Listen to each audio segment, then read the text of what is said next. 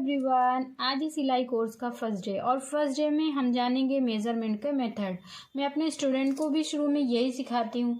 सबसे इम्पॉर्टेंट होता है किसी भी ड्रेस को बनाने के लिए उसका नाप लेने का तरीका जानना। नाप लेने के फ्रेंड दो तरीके होते हैं। एक होता है फ्रेंड डायरेक्ट मेजर सिस्टम, यानी कि सामने खड़े होकर जो हम नाप लेते हैं, और सेकंड होता है chest measurement system. Chest measurement system यानी कि सिर्फ चेस्ट का नाप पता होना। डायरेक्ट मेजर सिस्टम जो होता है फ्रेंड्स, यानी कि सामने खड़े होकर नाप लेना, जैसे कि टेलर्स लेते हैं। टेलर्स क्या होता है फ्रेंड्स, क्लाइंट उसके सामने खड़ा होता है और टेलर्स उसका नाप लेते हैं। और सेकंड मेथड जो होता है उसमें चेस्ट मेजरमेंट सिस्टम, वो ये होता है फ्रेंड्स, इसमें सिर्फ हमें चेस्ट का पता रहता है, बाकी सब आपको चेस्ट के अकॉर्डिंग निकालना होता है। अब आप यही सोच रहे होंगे फ्रेंड्स कि ऐसा कैसे हो सकता है, लेकिन फ्रेंड्स ऐसा होता है। देखिए, जो रेडीमेड ड्रेसेस बनती हैं उसमें आपको सिर्फ यही बताया जाता है कि आपको 30, 32, 36, 34 जो भी चेस्ट साइज रहता है उसमें सिर्फ आपको यही बताया जाता है कि इस चेस्ट के इतने पीस रेडी करने हैं और इस चेस्ट के इतने पीस रेडी करने हैं। तो ये दोनों टेक्निक्स होते हैं। तो सबसे पहले हम फर्स्ट टेक्निक देखेंगे, यानी कि डायरेक्ट मेजरमेंट सिस्टम, यानी कि सामने खड़े होकर नाप लेना। ये देखिए फ्रेंड्स, मैंने शीट पर बॉडी का शेप ड्रॉ कर दिया है। बाकी मैं आपको सब बहुत क्लियरली एक्सप्लेन कर सकूं कि कहाँ मैं आपको कैसे, कौन से पार्ट में कैसे, किस तरह से नाप लिया जाता है, और साथ ही किस तरीके से कवर करके मेज़र करना होता है, बॉडी का नाप किस तरह से लेना होता है। तो देखिए, सबसे पहले जो हम नाप लेते हैं वो होता है शोल्डर, यानी कि कंधे का नाप। अब इसमें काफ़ी कंफ्यूजन क्रिएट होता है। मैक्सिमम स्टूडेंट्स को हमने देखा है फ्रेंड्स, वो यही नहीं समझ पाते हैं कि शोल्डर कहाँ से कहाँ तक लेना है। तो देखिए, सबका जो शोल्डर होता है उसमें दो छोटी छोटी माइनर सी है, बिल्कुल माइनर सी हड्डी होती है। ये हमारे लिए बिल्कुल गाइडलाइन का काम करती है शोल्डर का मेज़र करने के लिए। ये जो हमारी दो छोटी छोटी हड्डियां होती हैं, यही हमारे इसके जो बीच का पार्ट होता है, यही हमारा शोल्डर होता है। शोल्डर यानी कि तीरा, इसको तीरा भी बोलते हैं फ्रेंड। ये हमारा यहाँ से यहाँ तक शोल्डर हो जाएगा। फ्रेंड्स, एक बात का हमेशा ध्यान रखिएगा कि जो हम शोल्डर का नाप लेते हैं, यानी कि जब हम तीरे का नाप लेते हैं, तो हमेशा हमें बैक साइड से लेना है। फ्रंट से हमें कभी भी शोल्डर नहीं नापना है, चाहे हम ब्लाउज बना रहे हो या कुर्ती बना रहे हो, कुछ भी बना रहे हो, लेकिन जो ये शोल्डर होता है इसका हम मेजरमेंट हमेशा हमें बैक साइड से करना है। अब हमारी बारी आती है फ्रेंड चेस्ट की। तो चेस्ट का मेजरमेंट जो होता है फ्रेंड्स, जो हमारी ये कोहनी होती है, ये यहाँ से, जैसे जहाँ से हमारी कोहनी स्टार्ट होती है, 1/2 इंच या आप 1 इंच ले लीजिए। हमारे बिगनर्स को ज़्यादा वो रहता है तो आप जो है 1 इंच पे ले सकते हैं। 1 इंच पे आपको इंची टेप को रखना है और उसके बाद आपको राउंड लेना है। एक बात का हमेशा ध्यान रखना है फ्रेंड्स कि जब आप राउंड लेते हैं चेस्ट का, तो आपका जो इंची टेप होता है वो नीचे की तरफ खिसक जाता है।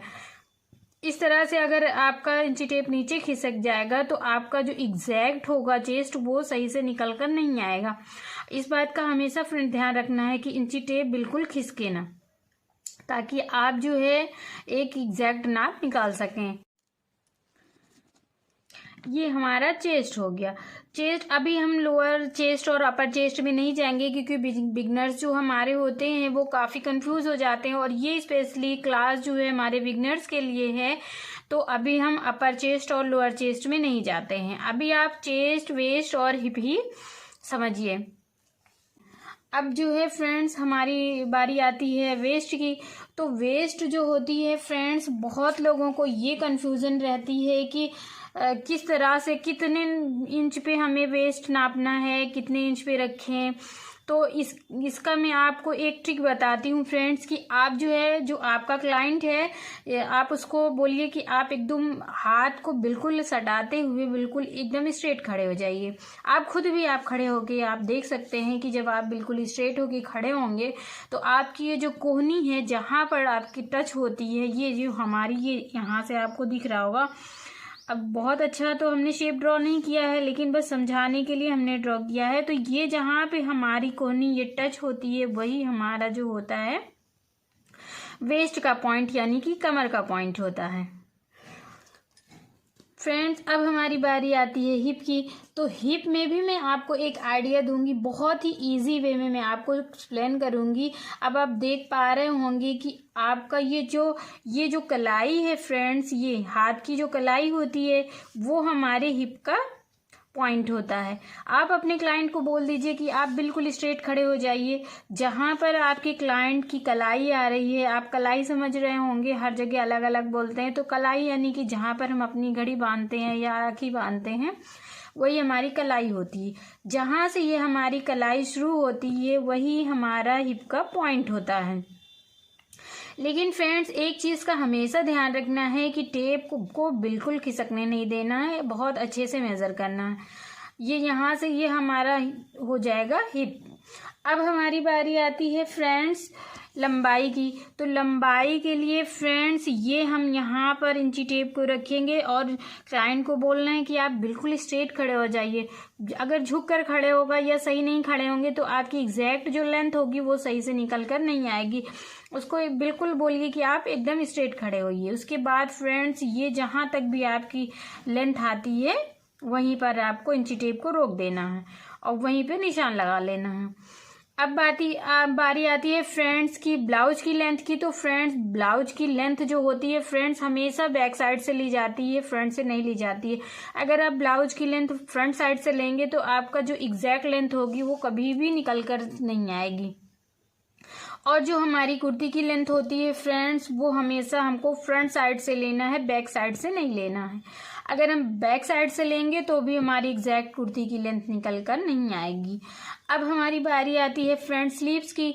तो ये जो पॉइंट है हमारा शोल्डर का, ये हमारा गाइडलाइन का काम करता है फ्रेंड्स। यहीं पर हमें इंची टेप को रखना है और जहाँ तक हमको अपनी स्लीव्स जितनी भी लेंथ, कोई हाफ पहनता है, कोई फुल पहनता है, कोई मीडियम साइज पहनता है, तो जितनी भी आपको रखना है आप कहीं तक भी रख सकते हैं, यहाँ पे या जितनी भी है। अगर आपको मान लीजिए आपकी लेंथ इतनी है तो आपको वहीं पर इंची टेप को रोक देना है और एग्जैक्ट लेंथ लिख लेनी है। उसके बाद फ्रेंड्स आती है अब हमारी स्लीव्स की बॉटम यानी कि गोलाई की। तो इंची टेप को राउंड में इस तरह से घुमा करके हमें बॉटम का पता कर लेना है, यानी कि स्लीव्स की गोलाई की। फ्रेंड्स हमने ये देखिए कमर, हिप और सीना, यानी कि सीना को चेस्ट भी कहते हैं, छाती भी कहते हैं। सभी लोग अपनी अपनी भाषा में बोलते हैं, तो इसमें कोई वो नहीं है, सब अपनी अपनी भाषा का यूज़ करते हैं। शोल्डर को तीरा भी बोलते हैं। अब हमारी बारी आती है फ्रेंड्स आर्म होल की। ये हमारा फ्रेंड्स आर्म होल होता है। ये यहाँ से जहाँ से भी हमारी कोहनी शुरू होती है ऊपर शोल्डर तक, जो ये जो पॉइंट है वहाँ तक हमारा आर्म होल होता है। आर्म होल को हम यहाँ से राउंड लेना है, बिल्कुल अच्छे से, बिल्कुल इंची टेप को फिसलने नहीं देना है फ्रेंड्स। यहाँ पर रख के जब हम राउंड में लेंगे तो ये हमारा जो होगा ये हमारा आर्म होल हो जाएगा। तो फ्रेंड्स एक बात होती है फ्रेंड, जब हम कभी कभी ऐसा होता है जो हमारा क्लाइंट होता है उसकी टमी जो होती है वो निकली हुई होती है, तो उसका भी जो है हमें नाप लेना पड़ता है। तो टमी के बारे में अभी हमारे ये यहाँ से यहाँ तक जितना भी आएगा फ्रेंड्स उसकी टमी का भी नाप लेना ज़रूरी होता है।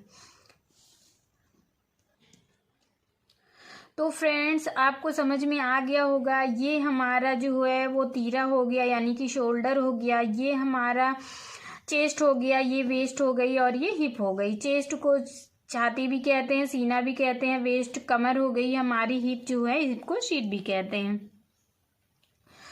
फ्रेंड्स देखिए अब आपको समझ में आ गया होगा। आई होप आपको वीडियो समझ में आ गई हो। अगर आपको वीडियो समझ में आ गई हो तो वीडियो को लाइक कीजिएगा, चैनल को सब्सक्राइब कीजिएगा। फिर मिलते हैं किसी नेक्स्ट वीडियो के साथ। Thank you.